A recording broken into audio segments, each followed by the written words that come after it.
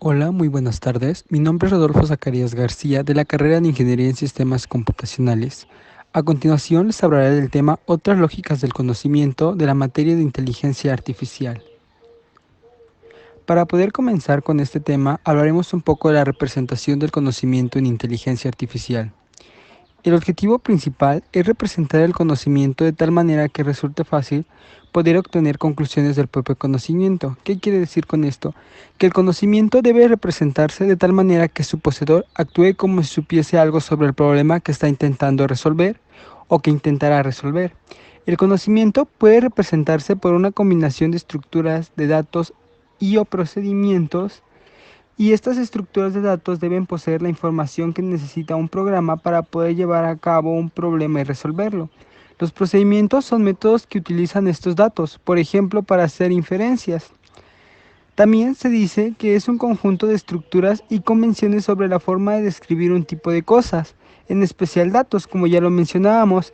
Estas se asocian con mecanismos interpretativos que nos permiten manipular el conocimiento, representándola con la finalidad de crear soluciones a problemas nuevos. Pero, ¿cuáles son las características de una buena representación del conocimiento en cuanto a la inteligencia artificial? Una de las principales características son los objetos y las relaciones importantes que deben aparecer explícitamente y de forma conjunta. Las restricciones inherentes al problema se muestran, pero no los detalles irrelevantes. Otro punto son las representaciones deben de ser transparentes, es decir, entender lo que se dice o lo que se pretende realizar. Debe de haber información completa y concisa. Esta debe representarse con eficacia en cuanto a los objetos y las relaciones que se pretende tener. Deben ser rápidos y computables. ¿Qué quiere decir con esto? Que deben de almacenar y recuperar información con rapidez, y esta pueda crear un procedimiento ya existente y mejorarlo si es lo que se desea plantear desde un comienzo. Una representación se maneja en partes, las cuales son la parte léxica. ¿Qué es la parte léxica? Determina qué símbolos están permitidos en el vocabulario de la representación. ¿Qué queremos decir con esto? Que nos va a decir qué símbolos van a estar permitidos en cuanto al programa, a lo que nosotros queramos ingresar o desear que el programa realice. La parte estructural, que describe las restricciones sobre la forma en que los símbolos pueden ordenarse. La parte operativa, que especifica los procedimientos de acceso, que permiten crear descripciones, modificarlas y responder a preguntas utilizando esta parte.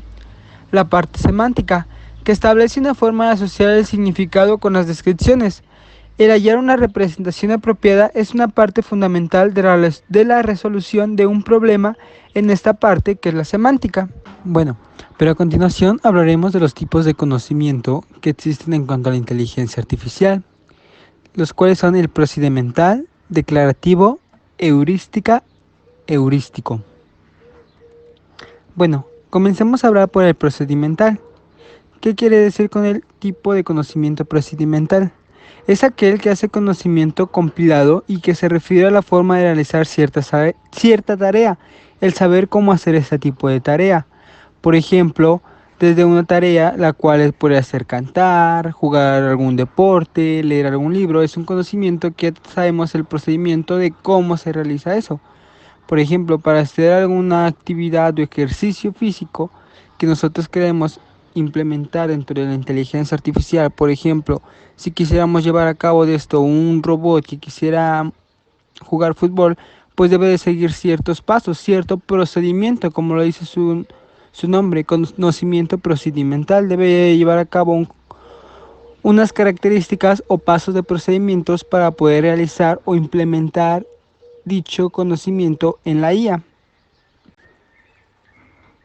Otro tipo de conocimiento es el declarativo. Dice que este es un conocimiento pasivo expresado como sentencia acerca de hechos del mundo que nos rodea, es decir, el saber qué hacer ante cierta situación que se presente en un momento concreto. ¿Qué quiere decir con esto? Pongamos un claro ejemplo, un carrito seguidor de línea ya implementado con la inteligencia artificial, que llega a cierto momento en lo que él va a decidir si debe de avanzar o no avanzar, porque puede que se encuentre más adelante algún tipo de obstáculo, o si ya pasó por cierto lugar y sabe que hay un obstáculo, que sea capaz de declarar una sentencia acerca del hecho en el que se está encontrando él, es decir, el hecho en el cual él se rodea en ese momento, saber qué declaraciones tomar, si una declaración verdadera o falsa, para poder llevar a cabo una sentencia. Una clara pregunta es que dicho artefacto de inteligencia artificial se debe realizar es si será posible que sea capaz de hacer una actividad correctamente cuando sabe que ya pasó por esa situación en ese mismo momento o en ese mismo hecho del mundo en el que se encuentra en este instante. Otra lógica de conocimiento muy importante es el heurístico. Dice que es un tipo de razonamiento el cual no hay una jerarquización lineal más que nada en los conceptos que necesita para comparar. Por esto también se le llaman razonamientos difusos, que sirven para encontrar una solución creativa o imaginativa. Dice que es un tipo especial de conocimiento usado por los humanos para resolver problemas complejos más que nada. Y también tenemos lo que es la heurística, es un medio para descubrir un criterio, estrategia, método o truco para simplificar la solución de problemas. Pero, ¿cuáles serían otras lógicas de conocimiento? Otro tipo de conocimiento en cuanto al razonamiento es el deductivo estándar, el cual es muy utilizado en cuanto a las matemáticas. Una de las aplicaciones más comunes para este es el juego clásico llamado Sudoku, ya que lleva el razonamiento de manera deductiva, es decir, se utiliza la lógica en hechos conocidos para llegar a una solución o a una conclusión lógica de antemano verdadera. El razonamiento inductivo es aquel que generaliza o conjetura soluciones y convierte estas en posibles, el cual se basa en la observación y no en la lógica. Los seres humanos al momento de razonamiento utilizamos ambos, lo que son el deductivo y el inductivo. La mayoría de los sistemas lógicos tienen una relación de consecuencia monótona, lo que quiere decir es que al agregar una fórmula o una teoría nunca se podrá producir una reducción de su conjunto de consecuencias. Intuitivamente, el razonamiento monótono tiene mucho que indicar en cuanto a este tipo de razonamiento, a lo que es el deductivo estándar. ¿Por qué? Porque la monoticidad indica que al agregar nuevos conocimientos no reduce el conjunto de las cosas conocidas.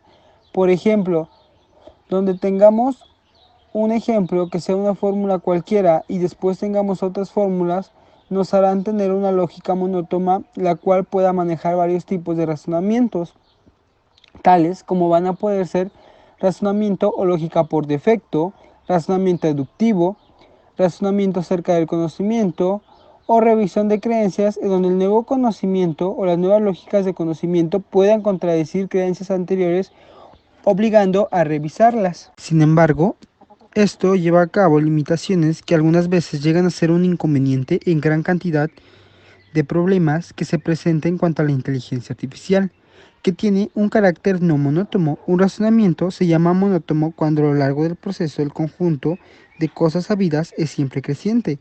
Entonces, al ser no monótono, algunas veces llega a tener algunas cosas que no tienen un creciente en cuanto a la resolución de problemas.